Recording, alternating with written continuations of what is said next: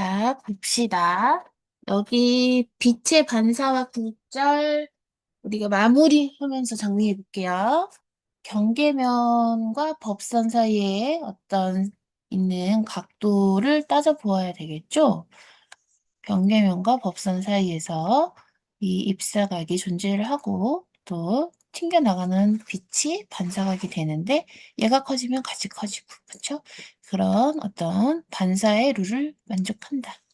근데 이게 거울만 그런 게 아니라 종이도 그렇지만 종이는 어떻다? 너무 울퉁불퉁해서 이 빛이 튕겨나가는 각도가 모두 같기 때문에 그러니까 실제로 우리가 어떤 물체를 모든 장소에서 똑같이 볼 수 있는 건 이 덕분이다. 그쵸? 빛이 이렇게 난반사되고 있기 때문에 어디서든 똑같이 볼 수가 있다. 근데 거울은 약간 좀 다르겠죠. 그쵸? 내가 어느 위치에 있느냐에 따라 보일 수도 있고 안 보일 수도 있다. 그런 이야기를 하고 있는 겁니다. 그다음에 여기에서 요 빛의 굴절 다시 한번 좀 정리를 하자면 이 입사각이 커질 때 굴절각도 같이 커지긴 하지만 이 속력이 느려지면 같이 작아진다는 거 꼭 기억해 주시고요. 그리고 얘가 만약에 이제 물속에서 빛이 나간다. 그러니까 내가 요 바깥에서 물 바깥에서 어떤 물체를 보고 있다. 그럴 때는요. 내 눈에서 빛이 나온 게 아니라 바깥에 있는 광원에서 물에 한번 들어갔다가 다시 꺾여서 내 눈에 온 거잖아요. 그러니까 요때는 요 아래쪽이 입사각이 되는 거예요, 여러분. 이게 굴절각이 되는 거고요. 그 표현을 조금 경로를 잘 보셔야 됩니다. 그다음에 물체를 보는 과정 다시 한번 정리해 볼게요. 화면 자체가 광원일 수도 있고 아니면 광원에서 반사된 빛이 올 수도 있고 그쵸? 네. 그래서 어쨌든 광원과 어떤 반사되는 과정이 필요하다. 태양처럼 가로등처럼 스스로 빛을 내는 것 광원.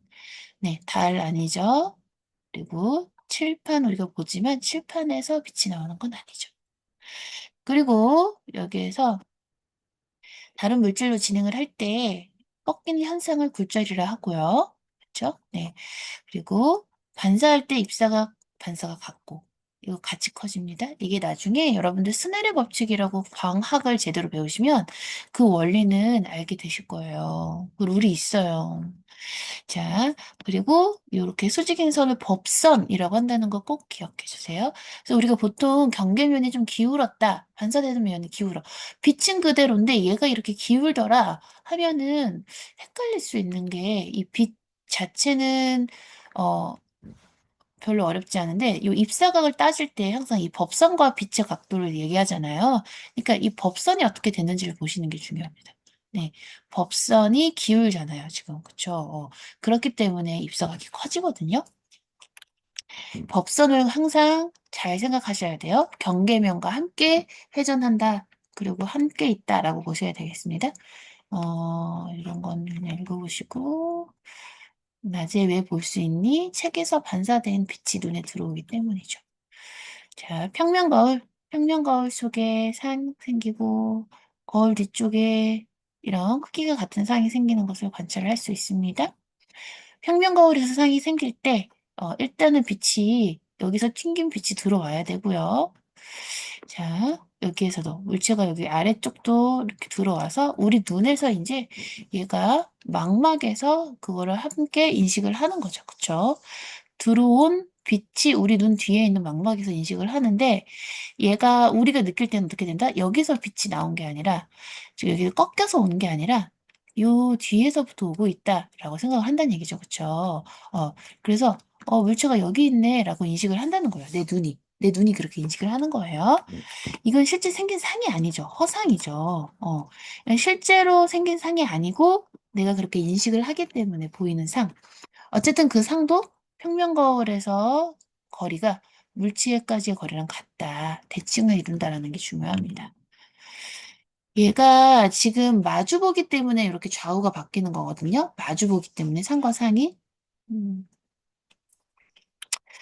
그리고 거울 앞에 물체를 놓았을 때는 거울 뒤쪽에 생기는 거고 같고 예.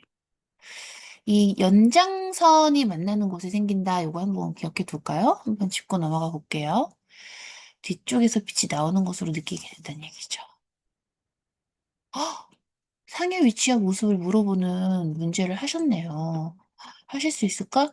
네. 여기 보시면 지금 이 친구가 내가 여기서 내 눈이 이렇게 느낀다는 거. 얘들아, 이제 이 눈이 보통 이 거울보다 더 큰, 더 넓은 범위의 빛을 다 받아들일 수가 있어. 우리가 보통 물체 바로 앞에 있지 않잖아요. 꽤 멀리 있기 때문에 그 물체에서 튕겨나오는 거의 다양한 빛들이 다 내 눈에 들어올 수 있어요. 내 눈이 작지만. 그러니까 너무 빛이 퍼져 나간다고 걱정하지 마세요.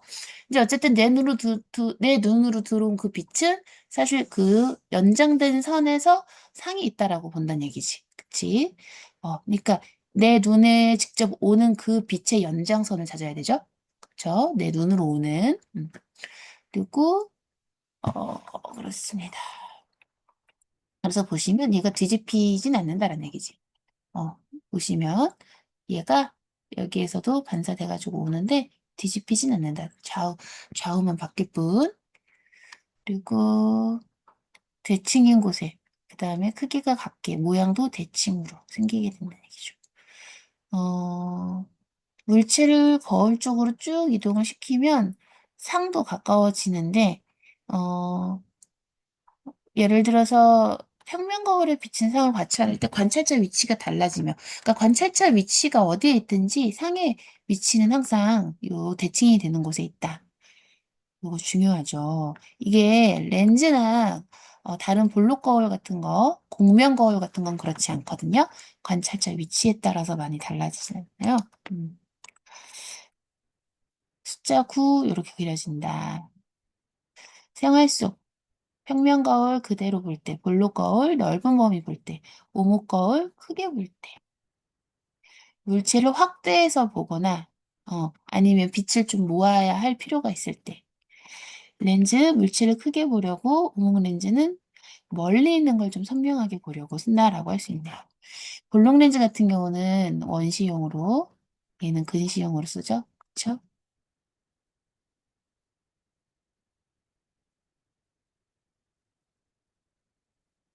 거울과 렌즈에 의한 상, 이 관찰자가 어, 지금 관찰자 시점을 지금 바꾼 거라기보다 사실은 요 물체의 시점을 바꾼 건데, 물체보다도 항상 작아지고 바로 손상이 생기는 것은 볼록 거울이다. 오목 거울은, 어, 가까이 있으면 확대돼 있고 바로 서 있고, 이렇게 어느 순간 뒤집히는데, 그게 멀리 갈수록 더 뒤집힌다. 렌즈도, 네, 아까 거울들처럼 각각의 특징이 있다는 거 기억해 주시고, 평면 거울은 그대로, 볼록 거울은 넓은 범위 볼 때, 오목 거울은 크게 볼 때. 그쵸? 네, 이거 이제 많이 했어요, 우리. 측면 거울 사이드 미러죠? 그쵸? 그리고 오목 거울이 또 자동차에서 어디 쓰인다? 전조등에 쓰이죠? 편의점 넓은 범위 볼 수 있도록. 렌즈는 가장자리보다 두꺼우면 이게 바로 볼록입니다. 물체를 크게 보고 싶어서. 오목 렌즈는 좀 멀리 있는 걸 선명하게 보고 싶어서 보통 씁니다. 근시용 교정이죠. 자, 그래서 다시 한번 근시는 요 앞에 맺히는 거. 왜? 눈이 길다. 원시는 뒤에 맺혀. 왜? 수정체가 자꾸 수축이 안 된다. 그죠? 그래서 뭘로 교정해? 얘는 한번 좀 퍼뜨려 줘야 된다. 이렇게. 얘는 한 번 더 모아줘야 된다. 이렇게. 렌즈와 가까이 있더니 확대가 됐어요. 볼록 렌즈죠. 네. 볼록 거울 앞에 물체를 놓으면 항상 작아. 그리고 상의 크기가 점점 작아져. 오목 거울 앞에 놓으면 실제보다 가까울 땐 크고 바로 서 있지만 멀 때는 거꾸로 선 상이 생기죠. 어, 물체가 거울에서 아주 멀리 있을 때 그랬는데 실제보다 크다고 했어. 아니야, 작고죠, 작고. 작아요, 멀리 있을 때는. 조심하세요. 그다음에 오목 거울이 큰 거, 볼록 거울이 작은 거. 거울에 물체를 비출 때 실제보다 크고 바로 선상과 실제보다 키가 작고 거꾸로 선상을 모두 관찰할 수 있는 거는 오목 거울이죠. 둘 다 관찰할 수 있는 거. 블록 렌즈로 가까이 있는 물체 볼 때 실제보다 작고 바로 선 거. 멀리 있는 물체는 음, 어허, 여기 또 틀렸네. 거꾸로 선상이죠. 그쵸? 엥? 가까이 있는 거 볼 땐 커야지. 다 틀렸네. 크고 바로 선 거. 멀리 있는 거는 작고 거꾸로 선 거. 그쵸? 네. 기억하시겠죠? 오목 렌즈로 물체를 보면 항상 작고 또 멀어질수록 또 작아지고 둥근 유리 구슬이 볼록 렌즈 역할을 하잖아요. 확대되어 보이는 거는 어항이 볼록 렌즈 역할을 하잖아요. 네.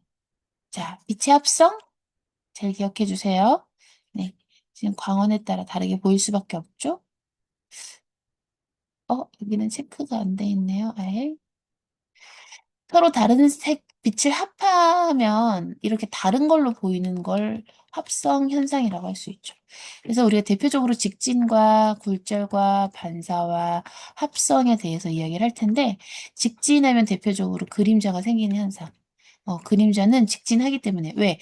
이 태양이 돌아서 온다면 그림자가 안 생기겠죠. 그쵸? 태양빛이 굴절할 때, 뭐 신기루 같은 거 저번에 한번 말씀드린 것 같아요. 사막에서 신기루가 나무가 서 있는데 이 나무에 반사된 빛이 우리한테 곧게 오는 게 아니라 이렇게 한번 휜다는 거야. 이 대륙의 어떤 사막의 뜨거운 열기 때문에 공기의 속도가 달라서 이제 빛의 속도도 달라지면서 꺾여요.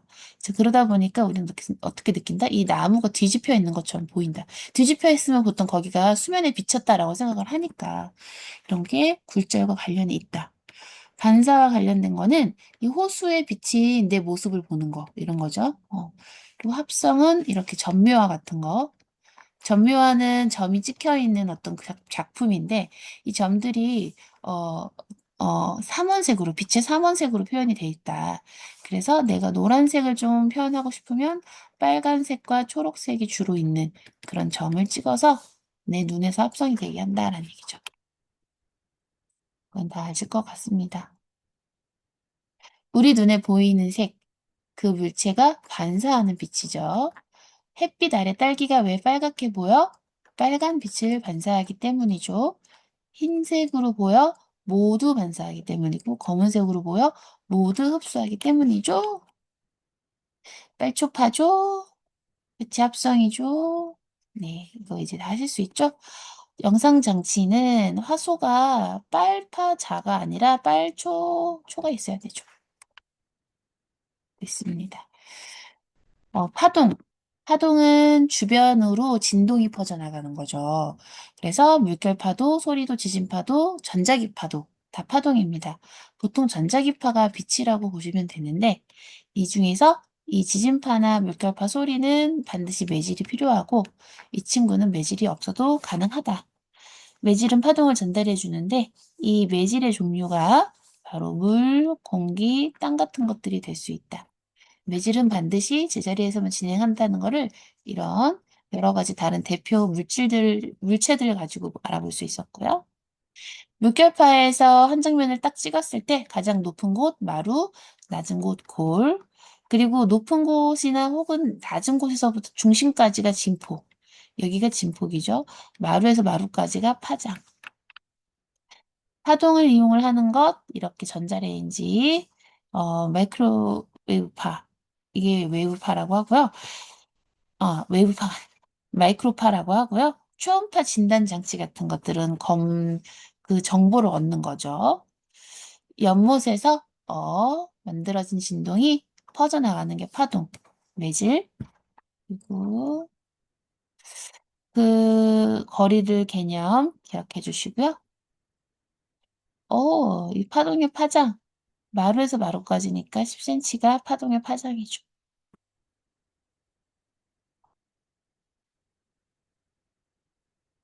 A에 있는 매질이 오른쪽으로 이동을 하나요? 진행을 할 때? 아니죠. A에 있는 매질은 오히려 아래쪽으로만 갑니다. 전자레인지는 에너지를 전달해 준 거라면 소리는 파동으로 좀 에너지도 정보도 전달을 해주는 편인데 이 소리가 이제 보통 초음파 검사 같은 것들을 할 때 얘가 튕겨올 때 그런 어떤 그 소리를 인식해서 예를 들어서 어군 탐지기라고 해가지고 바다에서 뭔가 그런 어떤 어획량이 많은 곳들을 찾아내는 그런 것들도 이 초음파가 다 할 수 있다. 그래서 보통 에너지를 전달을 해주냐, 아니면 정보를 전달해주냐, 이 파동이 그 역할도 많이 물어보고 있습니다. 자, 이제 진동수 이제 잊지 맙시다. 헤르츠 단위, 소리 세기가 진폭 따라 결정이 돼요. 크기는 이 높낮이는 진동수에 따라 타형이 만약에 달라요? 그럼 진폭이 같아도 소리가 다르게 들릴 수밖에 없죠. 그렇죠? 이럴 때 지금 파동이 얘는 1초에 한 번 진동하고 얘는 1초에 두 번 진동하고 그래서 2Hz, 1Hz다라고 할 수 있죠? 네.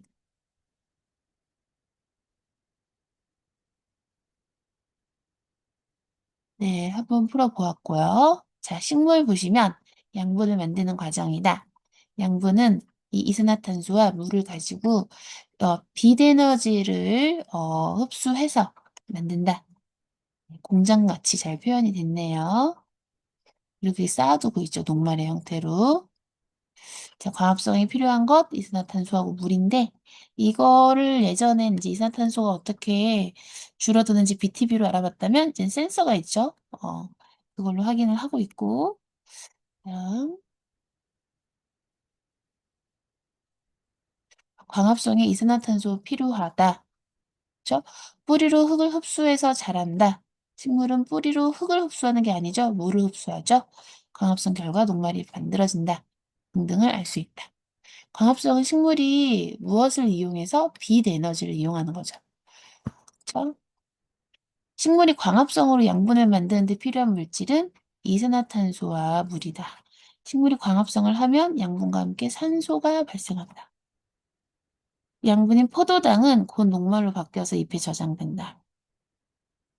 식물세포의 엽록체에서 일어난다.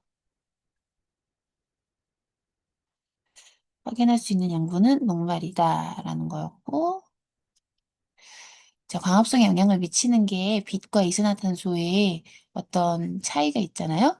얘네들이 더 이상 증가하지 않는 이유는 빛이 아무리 세도 그 엽록체 공장이 정해져 있고 CO2가 들어가는 정도도 정해져 있기 때문에 얘가 더 이상 늘어날 수 없다.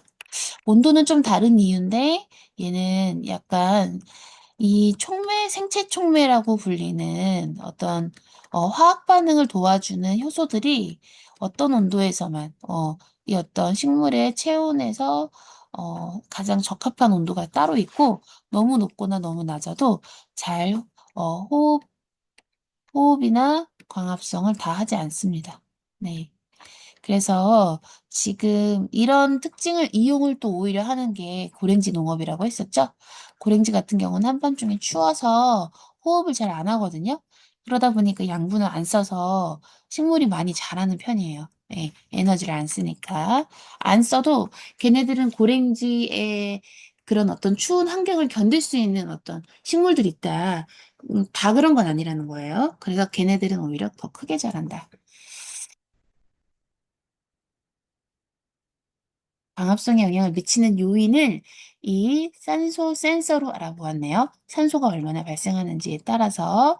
그래서 이 실험에서 갖게 해야 할 조건 보시면 얘는 지금 빛의 세기가 달라지는 거잖아요. 그쵸? 그래서 세기를 바꾸기 전에 밀폐 용기를 열어서 좀 환기를 해가지고 요 안에 어떤 그런 CO2 공급이 좀 되게끔, 그쵸?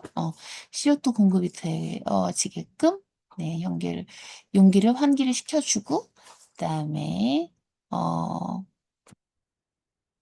광합성에 빛의 세기가 미치는 영향 알아보는 거고요. 네, 약하면 산소 농도도 약하게 증가를 하겠죠. 천천히. 온도가 높을수록 증가한다.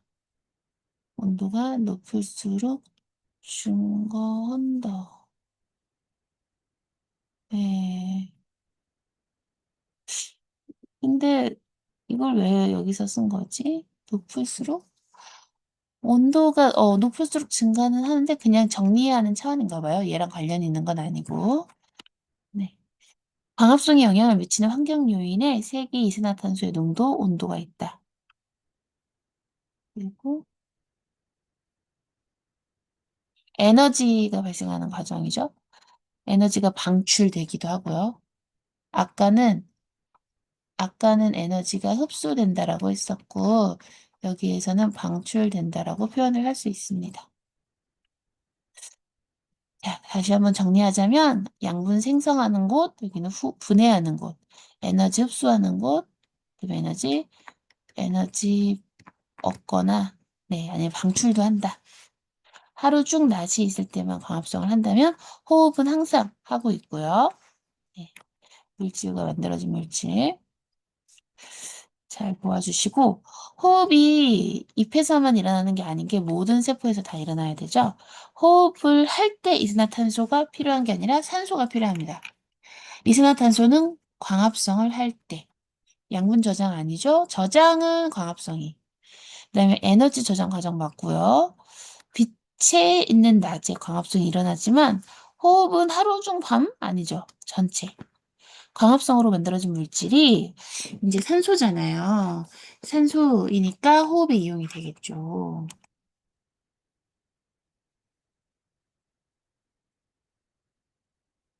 이거 양분 저장하는 거 꼭 기억해 주세요. 동물, 식물이 생명 활동할 때 에너지원으로 사용된다. 동물의 먹이가 된다. 그렇죠? 자라나는 데도 쓰이고 에너지원으로도 쓰이고. 네, 지금 그 양분 저장 어떤 장소가 뿌리, 줄기, 열매, 씨에 다 저장이 되는데 보통 뿌리에 저장되는 게 이제 고구마, 줄기는 감자 이런 게 있죠. 씨앗은 우리 콩, 깨 이런 거. 그렇죠? 그리고 열매는 의외로 옥수수 같은 거. 자, 잎도 저장이 되거든요. 그거는 이제 비늘잎이라고 해가지고 네, 그렇게 생겨 있습니다. 잎도 저장이 됩니다. 모든 식물에서 다 저장 형태가 똑같을 수 없습니다. 아까도 말했지만 필요한 에너지로 사용이 된다, 양분이. 네. 양분은 다양하게 바뀌어서 뿌리, 줄기, 열매, 씨 등에 저장이 된다. 포도당은 잎에서 사용되거나 녹물로 바뀌어서 물에 잘 녹는 설탕으로 바뀌어서 이동을 합니다. 네, 사탕수수 양분을 지방으로 저장을 하는 건 아니고요. 네, 이 사탕수수는 포도당, 죄송합니다. 설탕으로, 설탕으로 저장을 합니다. 네, 감자는 녹말로, 딸기는 달달한 포도당으로 저장을 합니다. 끝.